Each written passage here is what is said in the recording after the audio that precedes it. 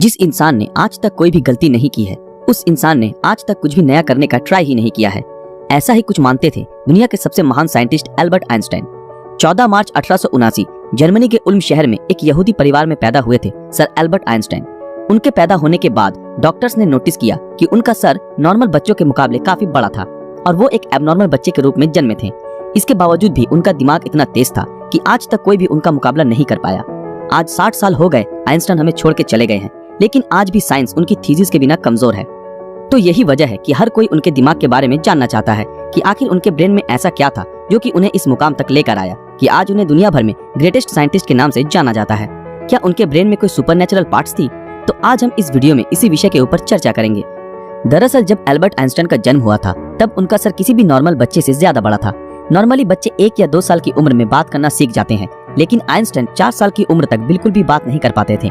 मगर एक दिन जब वो अपने माता पिता के साथ रात के खाने पर बैठे थे तो अचानक आइंस्टाइन ने कहा, सूप बहुत ही गर्म है। अपने बेटे को इस तरह एकदम साफ बोलता सुन उनके पेरेंट्स हैरान हो गए और खुश भी हुए। लेकिन बाद में जब उनसे पूछा गया कि अब तक तुम क्यों कुछ नहीं बोलते थे, तो आइंस्टाइन ने अजीब से जवाब दिया कि अब तक तो सब कुछ सही था। आइंस्टाइन के जीवन से जुड़े अजीबोगरीब किस्से यही नहीं रुके, बल्कि उनके बड़े होने पर भी उनकी कई ऐसी आदतें थी जिनके बारे में सुनकर हर कोई हैरान रह जाता है। जैसे कि एल्बर्ट आइंस्टाइन को डेट्स और फोन नंबर याद रखने में प्रॉब्लम होती थी, यहाँ तक कि उन्हें खुद का टेलीफोन नंबर भी याद नहीं रहता था। एक बार उनके एक सहकर्मी ने उनसे उनका फोन नंबर मांगा तो आइंस्टाइन उनके पास रखे टेलीफोन डायरेक्टरी में अपना नंबर ढूंढने लगे। ये देख के सहकर्मी ने चकित होकर बोला, आप अपना खुद का फोन नंबर क्यों याद नहीं रखते? तो आइंस्टाइन ने उनको कहा कि किसी ऐसी चीज को भला क्यों मैं याद रखूं जो मुझे किताबों में ढूंढने से मिल जाती है। आइंस्टाइन कभी भी जूतों के अंदर मोजे नहीं पहनते थे, क्योंकि उनकी टांगों की उंगलियां इतनी बड़ी थी कि बचपन में हमेशा टांगों की उंगलियों की वजह से मोजे में छेद हो जाते थे। इसलिए उन्होंने मोजा पहनना ही छोड़ दिया। यहाँ तक कि वो अपने जूतों के फीते भी दूसरों से बंधवाते थे, क्योंकि उन्हें जूते के फीते बांधना भी नहीं आता था। दोस्तों, आइंस्टाइन हमेशा कहते थे कि मेरे अंदर कोई खास चीज नहीं है, पर मैं तो केवल एक ऐसा इंसान हूँ जिसमें क्यूरियोसिटी कूट कूट कर भरी हुई है। लेकिन आपको ये जानकर हैरानी होगी कि आइंस्टाइन हमेशा से इतने बुद्धिमान नहीं थे, बल्कि वो बचपन में पढ़ाई में बहुत ही कमजोर थे। इसलिए बचपन में उनकी गिनती बेवकूफ बच्चों में की जाती थी। उनकी कुछ हरकतों की वजह से उन्हें कुछ लोगों ने तो शारीरिक रूप से विकलांग कहना भी शुरू कर दिया था। खास करके आइंस्टाइन के टीचर भी उन्हें पसंद नहीं करते थे, क्योंकि वो सिर्फ साइंस और मैथ के अलावा हर सब्जेक्ट्स में फेल होते थे और बचपन से ही आइंस्टाइन को किताबी ज्ञान में कोई रुचि नहीं थी। हालांकि इसके बावजूद भी उन्होंने दुनिया के सामने साइंस की कई ऐसी थीसिस पेश की जिसके बिना आज भी साइंस कमजोर है, और यही वजह है कि उनका दिमाग आज भी चर्चा का विषय बना हुआ है। 18 अप्रैल 1955 आइंस्टाइन की मृत्यु के बाद पैथोलॉजिस्ट डॉक्टर थॉमस हार्वे ने आइंस्टाइन के परिवार की अनुमति के बिना ही उनके दिमाग को रिसर्च के लिए निकाल लिया था और वो वहाँ से भाग गए। इस हरकत के लिए डॉक्टर हार्वे को नौकरी से निकाल दिया गया, लेकिन उन्होंने कहा कि ऐसा उन्होंने सिर्फ रिसर्च के लिए ही किया है और वो वादा करते हैं कि वो आइंस्टाइन के दिमाग पर रिसर्च जरूर करेंगे ताकि आने वाले समय में इससे साइंस और साइंटिस्ट दोनों को ही कुछ फायदा हो सके। लेकिन रिसर्च के लिए परमिशन न मिलने के कारण डॉक्टर हार्वे ने आइंस्टाइन के दिमाग को एक जार के अंदर बेसमेंट में कैद रखा। बाद में आइंस्टाइन के बेटे हैंस एल्बर्ट आइंस्टाइन की अनुमति के बाद डॉक्टर हार्वे ने आइंस्टाइन के दिमाग पर रिसर्च करना शुरू किया।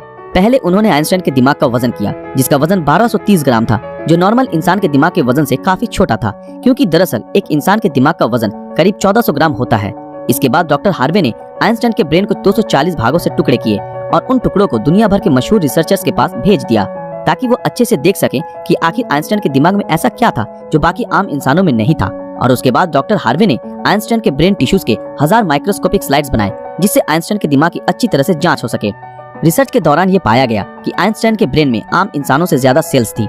आइंस्टाइन के दिमाग का सेरिब्रल कॉर्टेक्स नाम का हिस्सा एक आम इंसान के दिमाग के मुकाबले काफी अलग था। दरअसल ये सेरिब्रल कॉर्टेक्स दिमाग का एक जरूरी हिस्सा होता है जो सबसे जटिल दिमागी प्रोसेस के लिए मेन फैक्टर होता है, और यही ऐसा हिस्सा होता है जो अजीबोगरीब तरीकों से विकसित होता है। और साइंटिस्टों का मानना है कि यही वजह थी कि उनका दिमाग बहुत ही असाधारण सोचता था। जब साइंटिस्टों ने आइंस्टाइन के ब्रेन को फर्दर एग्जामिन करना शुरू किया तो वो बिल्कुल हैरान रह गए कि उनके ब्रेन में रिंकल पैरिएटल ओपेरिकुलम मिसिंग है, जिसके कारण उनके ब्रेन की पैरिएटल लोब का साइज नॉर्मल ब्रेन से 20% ज्यादा बड़ा था। साइंटिस्टों का कहना है कि यही वजह है कि आइंस्टाइन की मैथमेटिकल स्किल और चीजों को इमेजिन करने की पावर नॉर्मल ब्रेन से ज्यादा थी, और उनके दिमाग में न्यूरॉन्स की डेंसिटी 17% ज्यादा थी, जिस वजह से आइंस्टाइन को ज्यादा ब्रेन पार्ट मिलती थी। साइंटिस्ट के मुताबिक इसी वजह से आइंस्टाइन का कंसंट्रेशन और दूरदर्शिता और से कई ज्यादा था। साइंटिस्ट कहते हैं कि आइंस्टाइन के ब्रेन में ज्यादा फोल्ड थी, जो उनकी इंटेलिजेंसी का और एक कारण था। आइंस्टाइन का दिमाग 40 टुकड़े के रूप में अमेरिका के फिलाडेल्फिया शहर के मटर म्यूजियम में प्रिजर्व किया गया है। दोस्तों, आज साइंस ने कितनी तरक्की कर ली है, लेकिन इसके बावजूद आज भी आइंस्टाइन के दिमाग और इंटेलिजेंसी एक पहेली बनी हुई है। लेकिन साइंटिस्टों को आशा है कि फ्यूचर में किसी बेहतरीन टेक्निक के जरिए आइंस्टाइन के दिमाग को और भी बेहतर तरीके से जानने में कामयाबी हासिल होगी। डॉक्टर थॉमस ने आइंस्टाइन के दिमाग के साथ जो कुछ भी किया, क्या वो सही था या गलत? इस बारे में आपकी राय हमें कमेंट में जरूर बताएं। दोस्तों, आज के लिए बस इतना ही। आशा करते हैं आप लोगों को ये वीडियो पसंद आया होगा। तो फिर मिलेंगे अगले वीडियो में ऐसे ही किसी मजेदार विषय के साथ। अगर आप ऐसे ही और वीडियो देखना चाहते हो तो हमारे इस चैनल को सब्सक्राइब करके बेल आइकन ऑन कर दें, ताकि जब भी कोई नया वीडियो आए आप तक नोटिफिकेशन पहुंच जाए। अगर ये वीडियो आप लोगों को अच्छा लगा तो इस वीडियो को लाइक, कमेंट और ज्यादा से ज्यादा शेयर जरूर करें। तो मिलते हैं आपके साथ अगले वीडियो में, तब तक के लिए शुक्रिया।